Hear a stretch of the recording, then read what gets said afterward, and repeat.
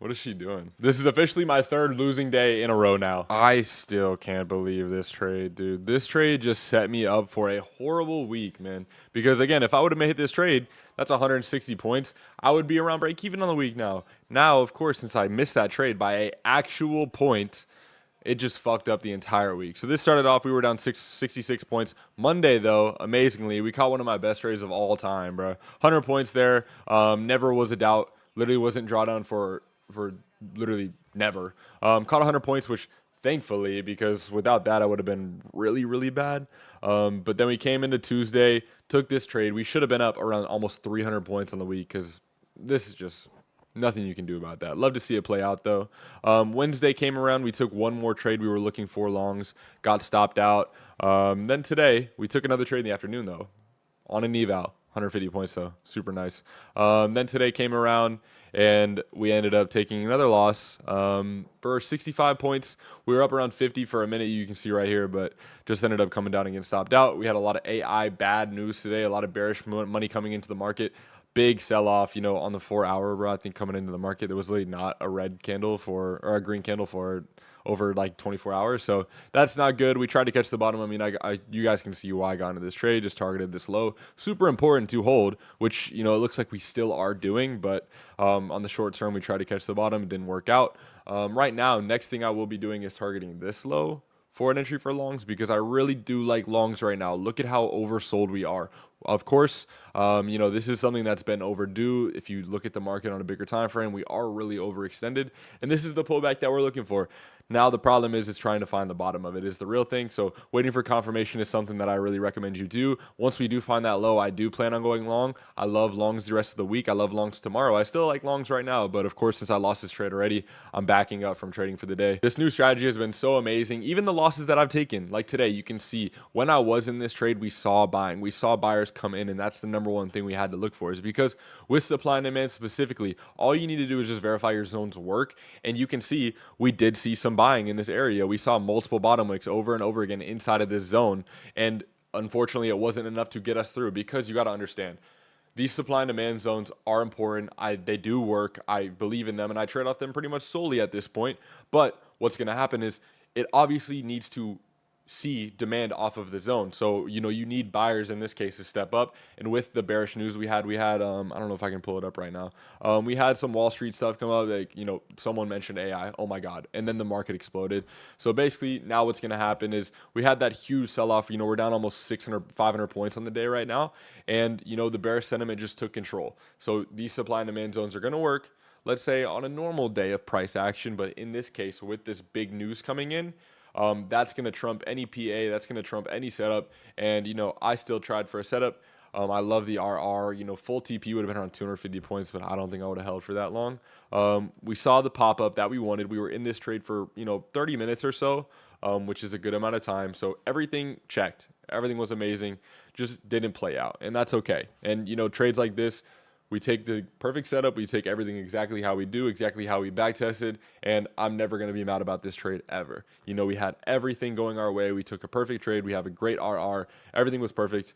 It just didn't go our way. And that's just going to happen. That's just part of the game. And you guys need to understand that. Don't get so, tunnel visioned on your losses. It's okay. As long as you took a correct trade, you took a trade that checked all your boxes, exactly how you back tested it, you should have no problems ever taking a trade like that and losing.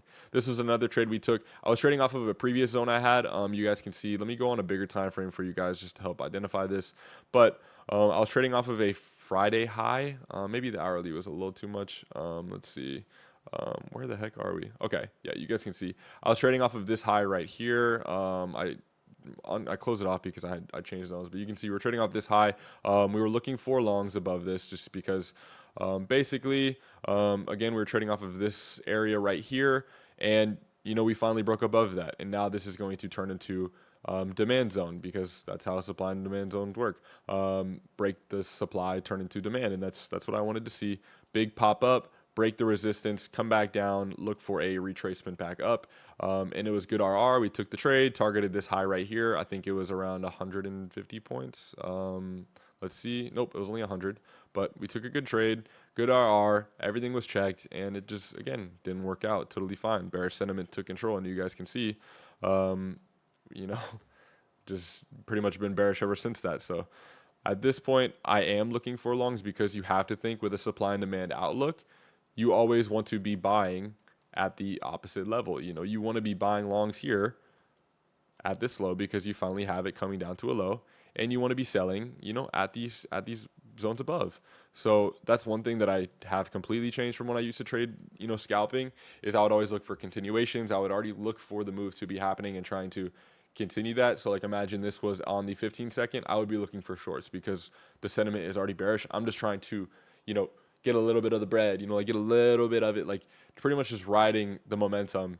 Whereas this, I'm trying to catch tops and bottoms to a point.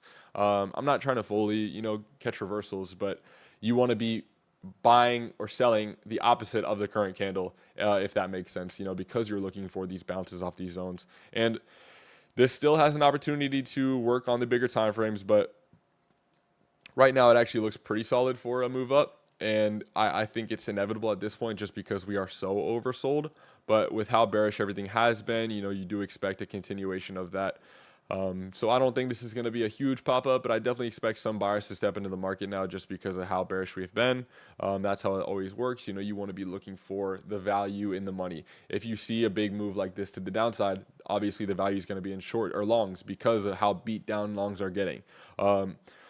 But the problem is, again, waiting for confirmation, getting the setup you want, and taking the good trade. This was another setup I took, which was bearish. This was same day. This was the trade I took on my eval, kind of thinking that same exact concept of the break of a zone, retest of the zone, continuation. I looked for a break of this zone to the downside, same exact zone, retest, and a continuation, and that's exactly what we got. I could have fully targeted 220 points, but market closed, and I pretty much got off for 150 on the dot, so that was great. So I love playing both sides of these zones. That's my number one thing, is I'm able to play both sides regardless of the trend. And something like this, though, I will say is, you know, you have to make sure when I'm trading this way that the zones are in between each other. For example, when I took a trade off this zone right here, I targeted this zone.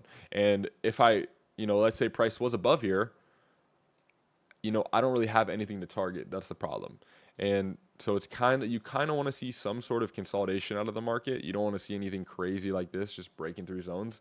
And you know, we tried our best with it. Didn't work out, but now I think I'm down around 70 points in the week, which isn't anything crazy. Last week I think I had an almost 400 point week, so you know I'm obviously doing okay right now. But I definitely want to see some you know, pacing up in my strategy. This is okay. This is part of building out a strategy. Is, you know, seeing some success, seeing some losses. How am I dealing with the losses? How are the trades coming through? What are the losses that I look like?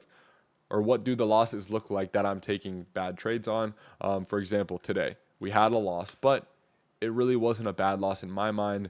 This obviously was one of my worst losses ever, in the aspect of I shouldn't have taken a loss. But if you actually are looking at the reality of it, it was a good trade. I was on the right side. We just got, at that point, you get unlucky, you know, catching such a small sweep like that.